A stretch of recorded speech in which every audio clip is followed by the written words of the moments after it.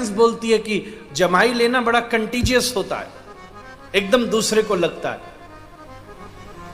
ऐसे ही भैया अगर कोई बगल वाला सो रहा हो तो आपको भी अवश्य में नींद आएगी, मुझे कोई समस्या नहीं है। पर अगर किसी का बगल वाला सो रहा हो और आपको नींद आ रही हो तो उसके लिए एक छोटा सा साधन है कि थोड़ा सुनते सुनते उसको कौनी मार दीजिएगा तो उठ जाएगा। बस एक बात मैं आपको कह दूं, मेरे पिताजी बोला करते थे कि जिसको कोहनी मारिएगा उसको कुछ बोलिएगा नहीं, उसको बताना नहीं कि आपने उसको उठाया है, उसको कहना सॉरी गलती से हाथ लग गया भाई। क्योंकि कोई सोने वाला कभी मान सकता है कि मैं सो रहा था? वो तो कहेगा मैं समाधि में बैठा था, पर कृष्ण मिलने ही वाले थे, तू नीचे खींच लाया मुझे। इसलिए इतनी बस सावधानी रखिएगा। कथा में मुक्त होकर बैठना पड़ेगा, इसलिए पहले दिन का विषय है मुक्ति। भरत मुक्त है महाराज। मैं उस मुक्ति की बात नहीं कर रहा जो मृत्यु के बाद मिलती है। मैं अपने अनुभव से आप सबसे एक बात कहूं साफ, बहुत ध्यान से सुनिएगा। मरने के बाद भी उसी को मुक्ति मिली है जिसने जीवन भी मुक्त जिया है महाराज। मुक्त जीवन का मतलब स्वच्छंद जीवन नहीं होता। एक होती है स्वच्छंदता कि भाई जो हमारी मर्जी हो सो हम करें, उसका नाम मुक्ति नहीं है। आजकल आदमी उसी को मुक्ति समझता है, भाई हमारी मर्जी होगी सो हम करेंगे, जिसकी माननी है मानेंगे, नहीं माननी नहीं मानेंगे। इसका अर्थ मुक्ति से नहीं है। भगवान कपिल ने सांख्य में कहा है अत्रैव नरक स्वर्ग इति माता प्रचक्षते। व्यवहारिक दृष्टि से आप सबसे कहूं, अगर आप सावधानी से विचार प्रधान बात सुनना चाहते हो तो, अगर आपको अपने जीवन में मुक्त होना है, सच्चा मुक्त कौन है? श्री कृष्ण गीता में कह रहे हैं जो भूत और भविष्य से मुक्त है। ये सबसे पहली बात है। हम अपने जीवन की छोटी छोटी बातें एक लंबे समय तक अपने जीवन में बांध के रखते हैं।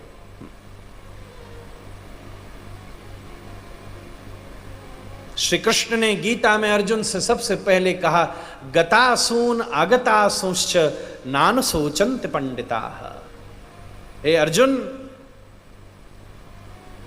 गतासूंश्च, जो चला गया उसके बारे में क्या सोचना, और जो आने वाला उसके बारे में क्या चिंता करनी। ठीक है, अंदाजा लगाइए, पर इस दो में इतना मत उलझ जाइए कि हमारा वर्तमान समाप्त हो जाए। यहां से श्री कृष्ण ने अपना वक्तव्य गीता में शुरू किया है। कथा में भी आपको इसी के साथ बैठना पड़ेगा। आप जो करके आ रहे हैं उसकी चिंता में बैठेंगे तो भी कथा नहीं सुन पाएंगे, और जो यहां से जाके करना है उसकी चिंता में बैठेंगे तो भी व्हाट्सएप करेंगे यहां बैठे बैठे, कथा नहीं सुन पाएंगे। गतासून अगतासूंश्च नान सोचन्ति पंडिताः। जीवन में घटनाएं इतनी बड़ी नहीं होती जितनी बड़ी हम उन्हें बना लेते हैं। ये माला झोली का वजन होगा, कितना होगा? 200 ग्राम होगा, 500 ग्राम होगा, और अब मैं इसको 4 घंटे तक यूं करके बैठा रहूं तो 4 घंटे बाद ये मेरे हाथ को जाम कर देगा। पीठ तो है ही, हाथ भी हो जाएगा। 4 घंटे बाद मुझे लगेगा 200 किलो का वजन मेरे हाथ में है, पर 4 घंटे बाद भी इस माला का वजन नापिएगा तो 200 ग्राम ही होगा। मैं सत्य कहूं, जीवन में होने वाली घटनाएं इतनी भारी नहीं होती, हम उन्हें जितना उठा के रखते वो उतनी भारी लगती हैं महाराज। गोस्वामी जी ने कहा बीती ताए बिसारिए आगे की सुधले।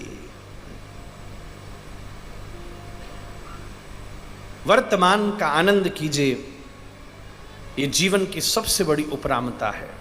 सुखी व्यक्ति वही है, मैं कहूंगा आनंदित व्यक्ति वही है। भूत और भविष्य केवल सुख और दुख देता है, वर्तमान केवल आनंद देता है। इस समय आपके पास आनंद है। आप भूत का विचार करेंगे तो या तो सुखी होंगे या दुखी होंगे, और भविष्य का विचार करेंगे तो भी सुखी होंगे या दुखी होंगे, और 2 क्षण के लिए इन दोनों विचारों से मुक्त होकर अभी बैठ जाएंगे तो आप परमानंदी होंगे, परमानंद में बैठे।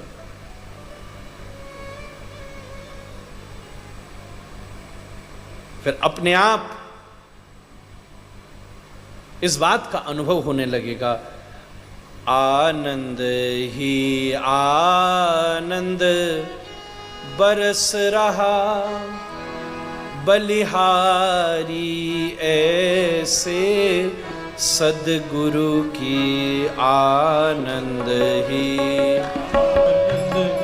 बरस रहा, बलिहारी ऐसे सद्गुरु की, बलिहारी ऐसे सद्गुरु की, बलिहारी ऐसे सद्गुरु की, बलिहारी ऐसे सद्गुरु की, बलिहारी ऐसे सद्गुरु की, आनंद ही आनंद बरस रहा, बलिहारी ऐसे सद्गुरु की, आनंद ही आनंद बरस रहा, बलिहारी ऐसे सद्गुरु के।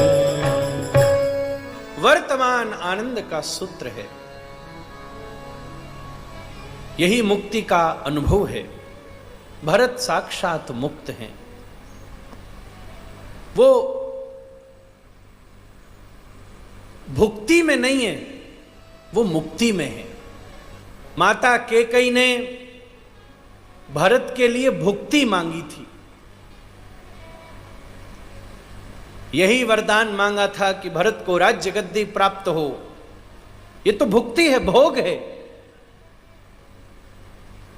कैकेयी जी ने भुक्ति मांगी थी और भरत ने मुक्ति चुनी थी ना। नंदीग्राम में 7 हाथ गड्ढा खोदकर भरत ने राम की प्रतीक्षा की है।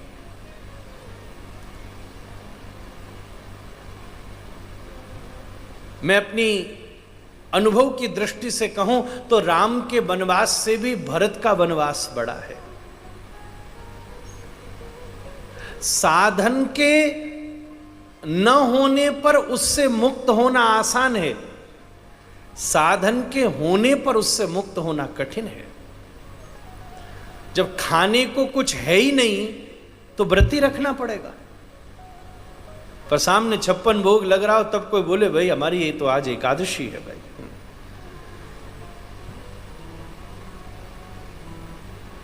कोई ब्याह करने को तैयारी नहीं हुआ तो ब्रह्मचारी ही रहना पड़ेगा। एक जना हमको मिला, बोले हम ब्रह्मचारी जी हैं, 50-60 साल का होगा। हम बोले बड़ी साधना की, आप ब्रह्मचारी रह गए। बाद में किसी ने बताया, बोले महाराज जी ये तो बेचारे अखबार में दे दे के थक गए, किसी ने हाँ ही नहीं बोली। अब ऐसे आदमी का क्या कहना। पर दूसरी तरफ प्रस्तावों की लाइन लग रही हो और उस समय कोई भीष्म की तरह बोले तो वो ब्रह्मचारी है। राम तो वन में वनवास कर रहे हैं, पर भरत तो महल के द्वार पर बैठे वनवास राम की प्रतीक्षा कर रहे हैं। आज का विषय भरत के राम है। एक तो वैसे ही भरत, एक बार मुझे सौभाग्य बना था तो मैं 5 दिन केवल भरत पर बोला था। 1 दिन का समय भरत के लिए वैसे ही सीमित था और आज समय के अतिक्रमण ने उसको और भी सीमित कर दिया। इसलिए सारे भरत चरित्र का वर्णन करना तो कठिन है, पर भी फिर भी जो कुछ 1-2 बिंदु मैं आपके सामने रखना चाहूं सो कहूं।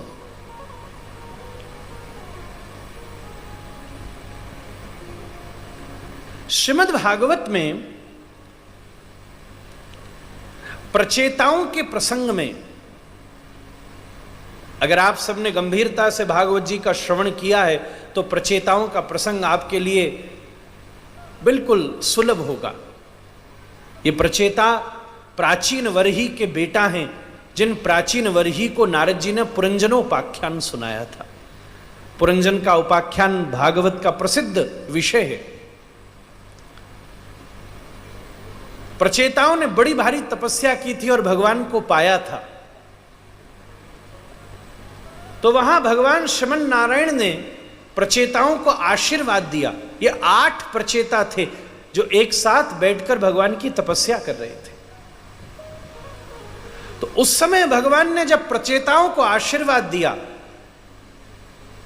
तो कहा, तुमने जो भजन किया है, तुमने जो घर बार छोड़ करके यहां मेरी तपस्या की है, उससे तो मैं प्रसन्न हूं, पर वो तो सब कर सकते हैं। मैं जल्दी इसलिए नहीं आया हूं कि तुमने तपस्या बहुत अच्छी करी है, मैं जो 8 भाई तुम्हारा जो प्रेम है उससे प्रसन्न होकर आया। जो तुम 8 एक साथ बैठकर भजन कर रहे हो उसने मुझे बड़ा सुख दिया। वहां श्रीमद् भागवत में भगवान कहते हैं कि मुझे भ्रातृ प्रेम बहुत पसंद है।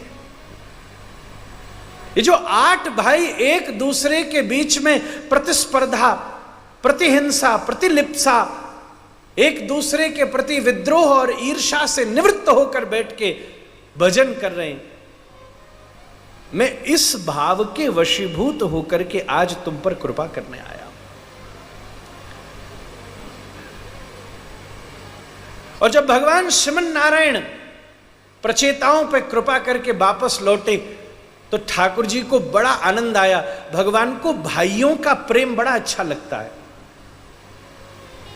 जब घर में 10 भाई एक साथ बैठकर भजन करें तो ठाकुर जी प्रसन्न होते।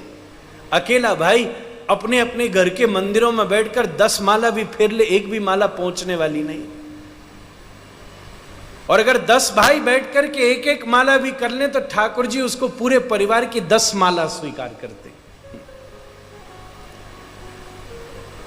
भगवान बोले, मुझे भ्रातृ प्रेम बड़ा पसंद है। तो भगवान श्रीमन नारायण जब प्रचेताओं के ऊपर कृपा करके लौटे तब फिर से वैकुंठ में शेष के ऊपर लेटे थे और उनके मन में इच्छा जगी। भगवान शेष ही भगवान की सारी इच्छाओं का प्रबंध करते हैं, इसलिए शेष मुख्य पार्षद हैं। भगवान ने इच्छा करी कि मुझे भी भ्रातृत्व प्रेम की अभिप्सा है, काश मेरा भी कोई भाई होता। भगवान को लक्ष्मी जी का सुख तो सदैव मिलता है। अब भगवान की मैया कौन? मन में इच्छा जगी कि मेरी भी कोई माता होती, वो तो सबकी माता है। भगवान की इच्छा हुई मेरे भी कोई पिता होते। जब माता और पिता की इच्छा हुई तब सबसे पहले भगवान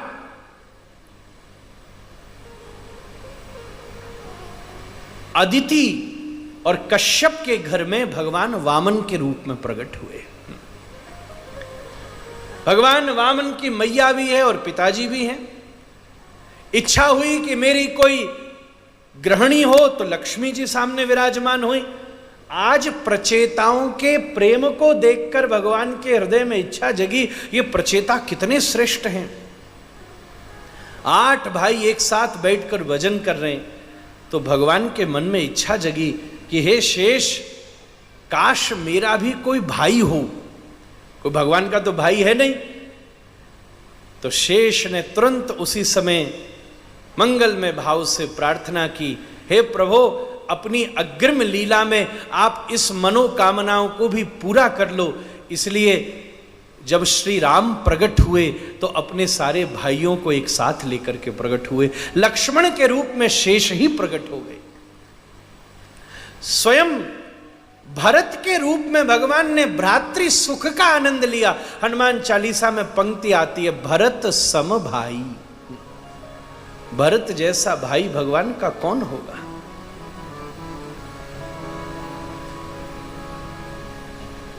मनुस्मृति में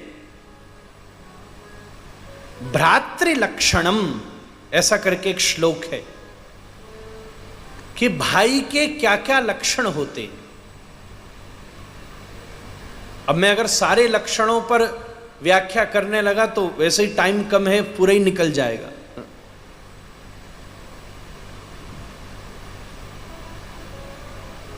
पर उसमें एक बड़ा सुंदर शब्द आया है। भाई शब्द का अर्थ होता है पोषक।